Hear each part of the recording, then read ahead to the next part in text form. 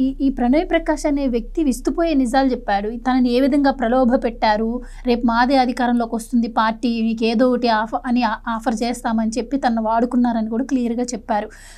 అసలు విదేశాల్లో కంపెనీలు పెట్టేంత డబ్బు అంటే అసలు ఎంత డబ్బు కొల్లగొట్టుంటారంటారు? ఇంకా ఎంత అధికారులు ఇంకా ఎన్ని రాబట్టాల్సి ఉందంటారు? అసలు ఈ మనీ ఏదైతే ఉందో దీంట్లో ఆల్రెడీ అంతా స్ప్రెడ్ అయిపోయింది కొన్ని చోట్లకి. అసలు దాన్ని రికవరీ చేసే ఛాన్స్ కూడా ఇంకా ఉండే అవకాశం లేదు కదండి. అంటే ఆంధ్రప్రదేశ్ టు ఆఫ్రికా, ఇక్కడ ప్రజల రక్తం జలగల్లా పీల్చి అక్కడ తీసుకుపోయి ఆ మద్యం సొమ్ముతో పెట్టుబడులు పెడుతున్నారంటే అసలు ఆఫ్రికాకి వైసీపీ నాయకులకు ఉన్నటువంటి లింకులు ఏంటి?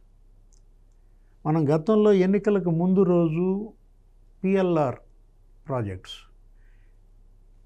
పెద్దిరెడ్డి రామచంద్రారెడ్డి ఆయనకు సంబంధించిన కంపెనీ, ఆ టిప్పర్లు, ఆ ప్రొక్లైన్లు ఇవన్నీ కూడా షిప్స్ ద్వారా పంపించారన్నారు.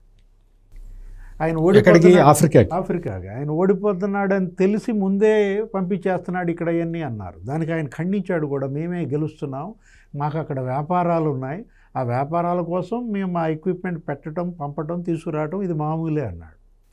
అంటే ఆఫ్రికాకి వైసీపీ నాయకులకి ఉన్నటువంటి ఈ వ్యాపార సంబంధాలు చూస్తుంటే అప్పుడు పెద్దిరెడ్డి రామచంద్రారెడ్డి కావచ్చు, ఇప్పుడు ఈ చెవిరెడ్డి భాస్కర్ రెడ్డి కావచ్చు, ఇప్పుడు మీరు చెప్పినటువంటి ఆ ప్రణయ్ ప్రకాష్ ఎవరతను? అతను ఏదో కోనసీమలో చిన్న గ్రామానికి చెందినవాడు, చెన్నై ఐఐటి చదువుకునేటువంటి పిల్లలు వీళ్ళు. ఎవరు? కానిస్టేబుల్ కొడుకు తిరుపతి కిరణ్ కుమార్ రెడ్డి, అతని క్లాస్మేట్ అంట.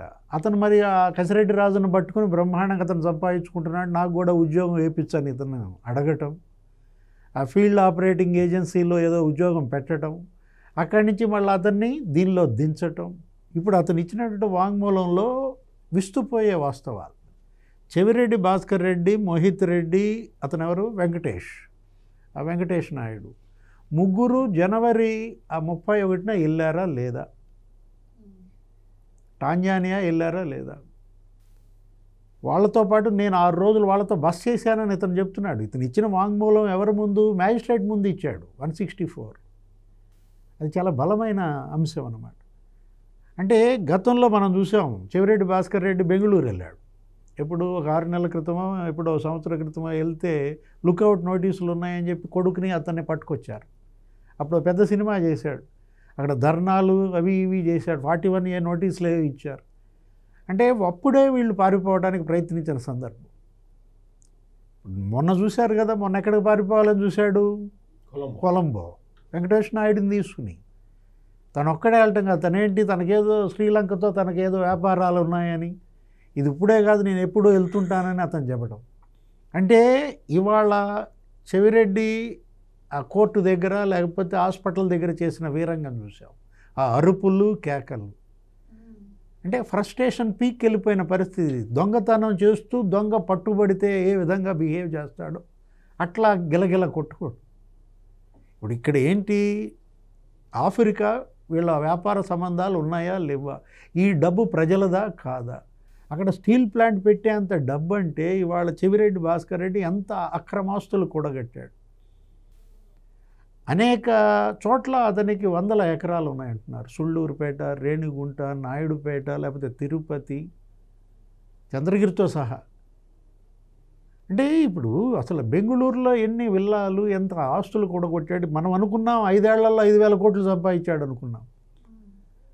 ఇప్పుడు ఇక్కడ ఈ అపార్ట్మెంట్ ఒకటి, ఏది? Land mark apartment.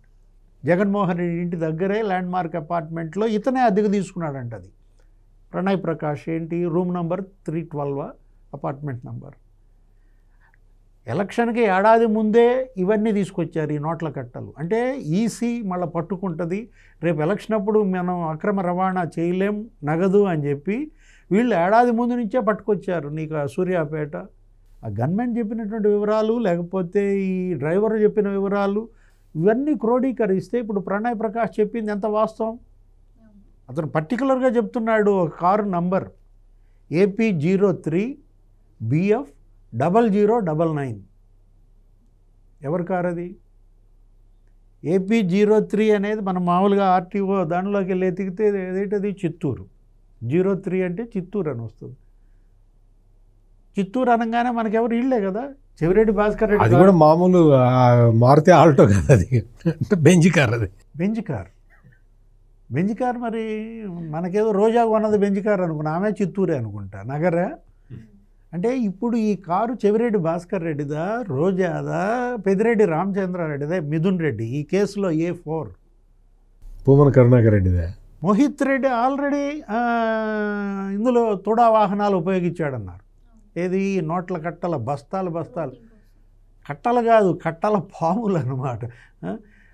అసలు ఒకవైపేమో బంగారం అనుకున్నాం, ఇంకోవైపు రియల్ ఎస్టేట్ అనుకున్నాం, హాస్పిటల్స్ అనుకున్నాం, సినిమాలు అనుకున్నాం. ఇప్పుడేమొచ్చింది స్టీల్ ప్లాంట్, ఫుడ్ ప్రాసెసింగ్ యూనిట్లు పెట్టడం. అంటే ఎంత దోచేశారంటే స్పష్టంగా ఆ 99,600 కోట్ల ఆ నగదు వసూలు చేసింది ఇవాళ అందులో కనీసం 50% విదేశాలకు వెళ్ళిపోయి.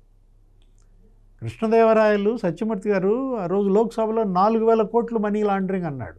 దాని పక్కన ఇంకో 0 పెట్టుకోవాలి. 40,000 కోట్లు మనీ లాండరింగ్ జరుగుతుంది. మినిమం 40,000 కోట్లు మనీ లాండరింగ్ జరిగింది. మరి టాంజానియా ఎంత వెళ్ళింది, జింబాబ్వే ఎంత వెళ్ళింది, జాంబియా ఎంత వెళ్ళింది, అవన్నీ తేలాల్సినటువంటి అవసరం ఉంది. దీనిలో ఈడీ అంటారా, ఇప్పటి వరకు సిట్ దర్యాప్తులో ఇవన్నీ బయటపడ్డాయి.